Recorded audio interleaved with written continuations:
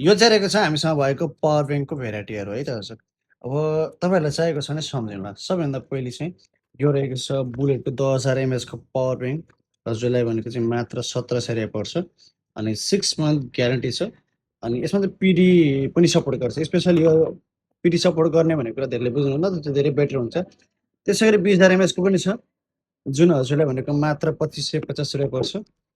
त्यसै गरी 30,000 एमएचको छ मार्केटमा 4,045 चलिरहेको होला दाम। यो भनेको चाहिँ हजुरले मात्र 3,000 पाउनुहुन्छ 30,000 एमएचको र अर्को हामीसँग रहेछ 50,000 एमएचको पनि रहेको छ। एकदमै हेभी ट्राभलिङको लागि अनि टाढाबाट हुनुहुन्छ या कहीँ घुम्न जाँदै हुनुहुन्छ भने काम लाग्छ।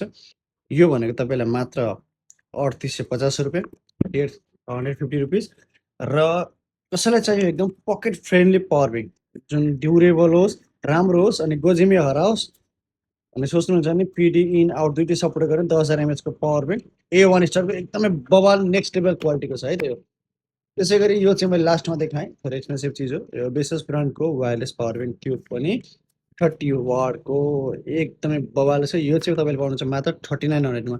यीमध्ये कुनै पनि चाहियो भने सम्झिनुहोस् क्यास अन डेलिभरीको सुविधा रहेको छ एन्ड प्लिज फलो गरिदिनुहोस् ल।